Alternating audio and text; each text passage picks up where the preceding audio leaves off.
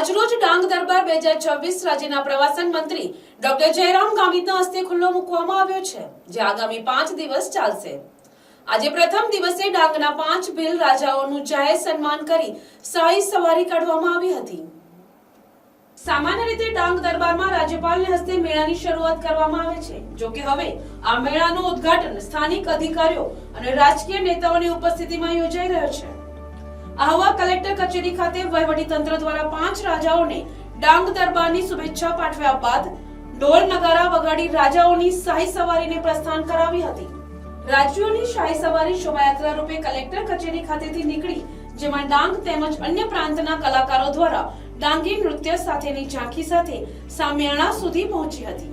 આ યાત્રા આહવા નગરના મુખ્ય માર્ગ પર ફરી રંગ ઉપવને પહોંચી હતી, જેમાં રાજ્યના પ્રવાસન અને ડાંગ જિલ્લાના પ્રભારી મંત્રી ડોક્ટર જયરામ ગામિત, સાંસદ ધવલ પટેલ અને સ્થાનિક ધારાસભ્ય વિજય પટેલ પણ મન મૂકીને નાચ્યા હતા। કાર્યક્રમમાં વાસુરાના રાજા ધનરાજસિંહ સૂર્યવંશી દ્વારા મહેમાનોનું તીર કમાન આપી સ્વાગત કરવામાં આવ્યું હતું। મંત્રી જયરામ ગામિત અને વલસાડ સાંસદ ધવલ પટેલે 5 રાજાઓનું જાહેરમાં સન્માન કર્યું હતું। ડાંગ જિલ્લાના આહવા ખાતે વર્ષોથી જે સરકારની પરંપરા છે ડાંગ દરબાર, એનો કાર્યક્રમ કરવામાં આવ્યો।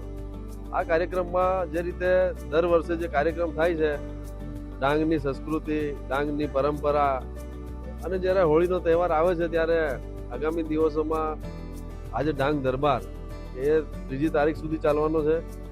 આ ડાંગ દરબારમાં સમગ્ર ગુજરાત, મહારાષ્ટ્ર, અન્ય રાજ્યના પણ ડાંગ દરબાર પણ જોવા આવે છે। અને આ ડાંગ દરબારની એક મુખ્ય વિશેષતા એ પણ છે કે અહીંયાની જેટલી પણ લોકલ જે વસ્તુઓ, ચીજ વસ્તુઓ બને છે એ પણ વેચાણ અર્થે મૂકવામાં આવે છે। અનેક જિલ્લાઓની અને રાજ્યની જે સાંસ્કૃતિક કૃતિઓ એ પણ અહીંયા એનું પણ આયોજન કરવામાં આવે છે। અને જ્યારે હોળીના તહેવાર આવતા હોય ત્યારે આ જે ડાંગ દરબાર ખૂબ આનંદ ઉલ્લાસથી દર વર્ષની જેમ આ વખતે પણ ઉજવાઈ રહ્યો છે। અને આ ડાંગ દરબાર એ આગામી દિવસોમાં જે સ્વદેશી વસ્તુઓ, આત્મનિર્ભર ભારત જે બનવાનું છે એમાં એનું વિશેષ યોગદાન, અને ખાસ કરીને અમારા જે ડાંગના અહીંયા જે લોકો છે, જે ખેતી આધારિત વસ્તુઓ, બીજી બનાવટો, એનું પણ અહીંયા ખૂબ મોટા પ્રમાણમાં વેચાણ થાય છે। અને અમારા જે ડાંગના જે રાજવીઓ છે એનું સન્માન થાય છે, એ લોકોનો પણ કાર્યક્રમ કરવામાં આવે છે। અને આગામી દિવસોમાં ડાંગની પરંપરાને ટકાવી રાખવા માટે સરકાર જ્યારે કટિબદ્ધ છે ત્યારે અમારો વિભાગ એ પણ ખૂબ પ્રયત્નો કરે છે।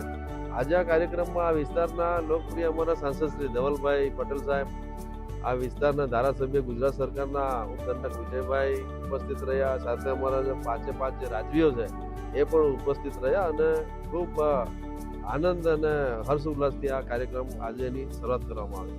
ધનરાજસિંહ સૂર્યવંશી વાસુના સ્ટેટ આજે 2026માં જે ડાંગ દરબાર યોજાયો છે એમાં માન્ય પ્રભારી મંત્રી શ્રી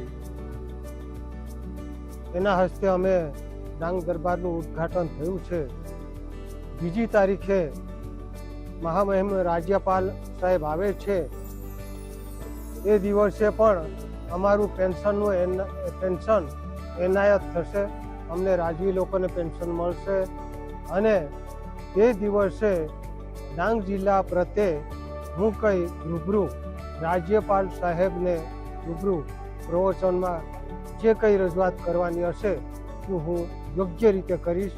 અને ખાસ મહત્વનું એ છે કે અમારો ડાંગનો જંગલ દિવસે દિવસે નષ્ટ થતો જાય છે, અને એ જંગલને બચાવવા માટે અમે ઘણા બધા કંઈક પ્રયત્નો કરીએ।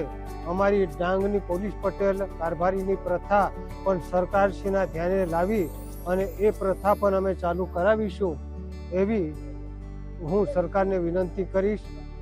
અને વધુમાં જે દિવસે રાજ્યપાલ સભા આવશે તે દિવસે હું મારું નિવેદન આપીશ। Bureau report, NTC news, Navsari.